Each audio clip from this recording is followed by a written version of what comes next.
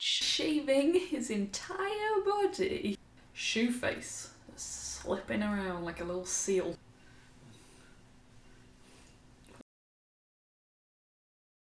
Look at your little face. Oh, look at your little face. Oh, look at your little face.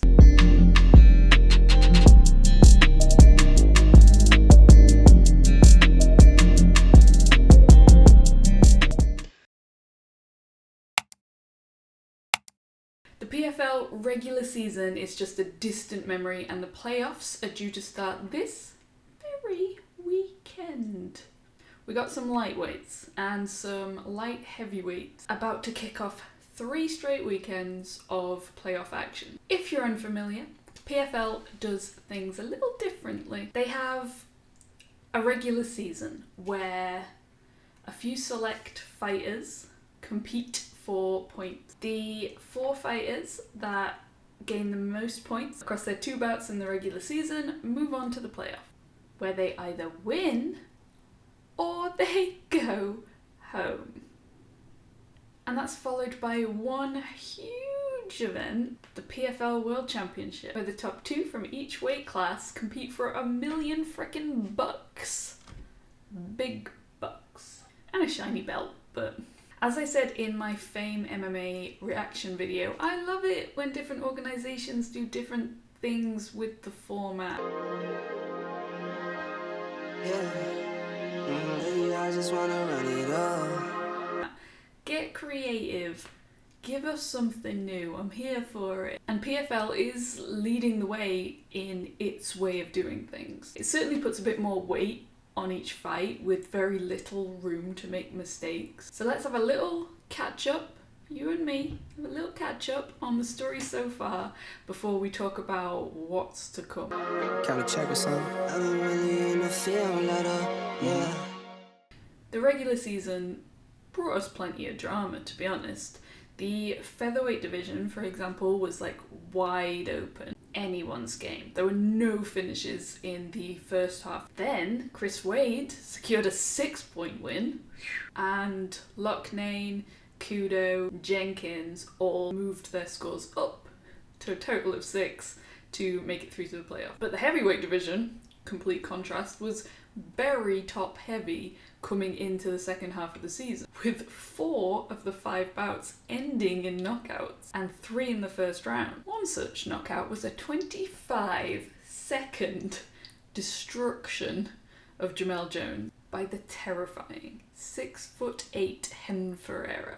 Oof. I've been really in the field, let her rush, I let her feel lately, I just wanna run it up. We saw the second half kick off with PFL 4 and Jeremy Stephens shaving his entire body in order to make weight, and still not doing quite enough to make it through to the playoff. Slipping around like a little seal. Martinez eked out a controversial decision win over Clay Collard, despite Collard putting on the damage in round 3. It was a good fight overall with a frenetic pace, but when there is so much at stake, those controversies probably sting a little harder. Shoeface put in the work and was well on his way towards getting a second PFL World Championship and a second $1 million, but following the regular season had to pull out due to injury and is being replaced by Josh Silveira,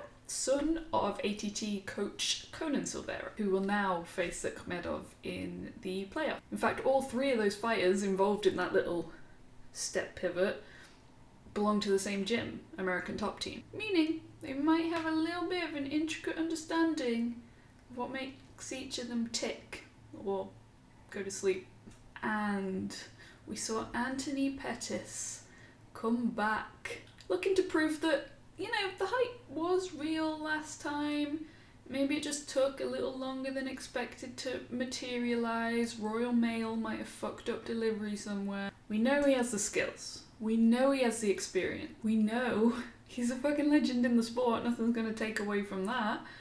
He just couldn't pull it off last year. Last year was his first PFL season, and everyone expected him to just walk it. He's Anthony fucking Pettis. But he lost both of his fights in the regular season, didn't even make it through to the playoffs. And obviously, he had to make some adjustments between last year and this year, mostly to his mindset. He said, just like everyone else, he thought he'd just walk in, do his thing. His thing being dynamic striking, black belt BJJ skills, athleticism, and finishing prowess that got him the UFC, GFS and WEC championship belts to hang on his wall. He even has a submission win over Charlie Oliveira, but his opponents in the 2021 PFL championship said nah. They forced him to go back, look at the holes he needed to fix. He hired more coaches, made sure everything was about him this time. Not sure who stole his limelight last time, but I hope you feel bad about it. The losses made him work harder, and we have already seen a different guy in the cage this year. When he fought Price, he was a lot sharper. You know, sometimes you just got to take a step back to take two forward. He's just had a baby. His brother is killing it in Bellator. His motivation this year is so much higher. Here comes Flumpy. There's Flumpy. There goes Flumpy.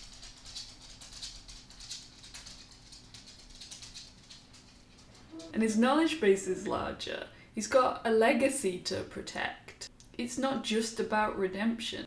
He's Anthony fucking Pettis. Showtime Pettis. He has his own kick. In fact, Anthony Pettis is one of MMA's best kicking specialists.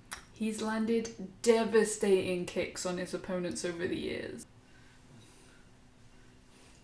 Looky little face. Oh, looky little face. Oh, looky little face. Joe Lozon, Donald Cerrone, Danny Castillo, to name just a couple, have all been defeated by Pettis by head or body kick.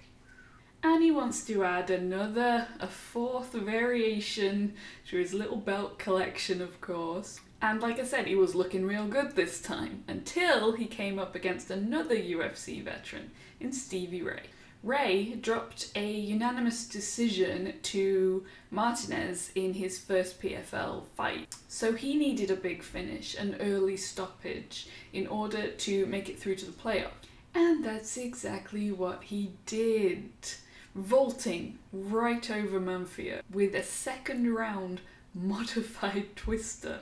And on the same card that we saw Ray upset the apple cart, we also saw last year's heavyweight championship winner get outworked by a fighter literally punching above his own weight. The 2021 championship fight between Bruno Cappelozza and Ante Delia was a swang and bang affair. The first half of the fight was nothing short of epic, with both men landing huge punches and really doing some damage. Cappelozza took over down the stretch though and secured himself that win, that belt, that $1 million.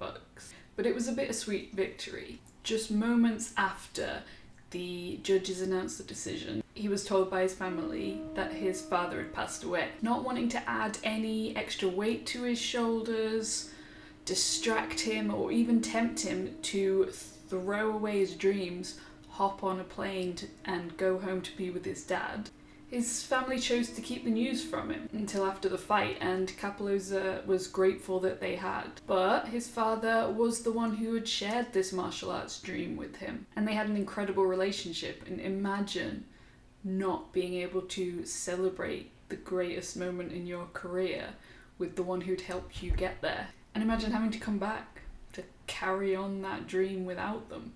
You have to wonder how it's going to affect him this year. We've seen tragedy light fires under athletes, but we've also seen them overcome with emotion, unable to separate their pain from the task at hand.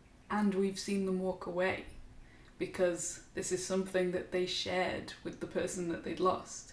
And it's not the same doing it now that they've gone. Despite that, Bruno got his second PFL season off to a great start with a first round knockout of Stuart Austin that got him 6 points. But adversity can come from the most unlikely of places.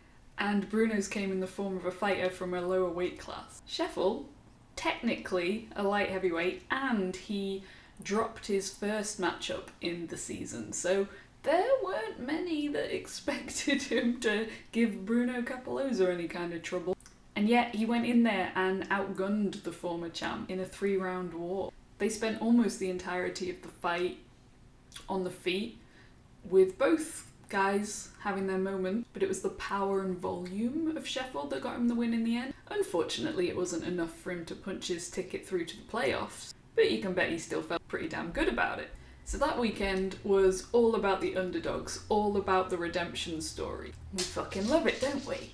But can those underdogs keep their good luck, I don't want to say luck, good work going, keep that momentum through to the playoffs? Question mark. Let's talk about that last minute switch up that I alluded to first. Josh Silveira is 9-0 as a professional and 2-time champ under the LFA banner. This guy though. The 29-year-old prospect has won 2 in a row since joining the organisation, with 2 stoppages. But Akhmedov is a huge step up in competition for Silveira. He was a long-time veteran of the UFC.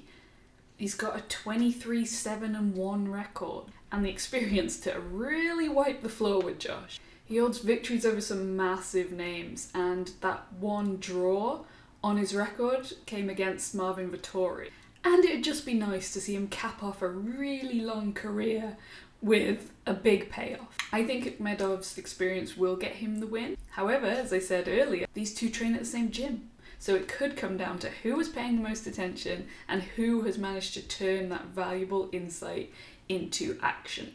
When it comes to the Pettis-Ray rematch, just a couple of months after the first fight, most people seem to still be backing Pettis. The modified twister that Stevie Ray pulled off is such a rare submission that you'd be forgiven for thinking a little bit of luck, a little bit of fluke was involved in that, and maybe he won't be able to replicate the results second time around. And Pettis probably isn't going to allow himself to get caught in that again. He said himself that it was a dumb mistake. He initiated the takedown and caught Ray in a single leg. Ray's knee was between Pettis' legs, and instead of fighting for the underhook, he let Stevie whizzer him and take his back. And because the position was so uncommon, Pettis couldn't defend it. He went to turn, made it worse by twisting his spine, and Stevie went over his head and put incredible amounts of pressure on his ribs. And of course, Pettis was aware of a previous rib injury he had, and the fact he needed to fight again in just a couple of months, and so he tapped. We've seen it a couple of times now, last season, now this season. The consideration of how tight the scheduling is affecting Pettis' fighting. He's being cautious. He's not fighting freely. He's overthinking. He's playing it safe. He says it won't be a problem again, but we'll just have to see if he makes the necessary adjustments in his mindset. After all, the playoffs aren't the end of the story. It does seem pretty much a no-brainer due to how crisp Pettis was looking on the feet and how well Stevie was able to control Anthony on the ground, where each fighter will be looking to take this next fight. I'm just excited to see how it plays out. Beyond that, I think Wilkinson is going to walk his fight. His opponent only got into the playoffs by fighting a guy on a losing streak who had one functioning leg, and Wilkinson has looked so good in his last 2 fights. It doesn't feel like this should be too much of a test for him, but again, if that underdog story continues throughout the whole PFL run, I'll be eating my words. And I hope the Oben Messier fight is more exciting than the last one. But maybe his strategy is to play it safe, and so far, so good. If you want more, you greedy bitch, I will link that Fame MMA reaction video for you, and a nice surprise other one, so you can indulge until you bulge. Gross. But before you do, before you get all gross, like, subscribe, come hang out over on Instagram, and I'll see you with a new one next week.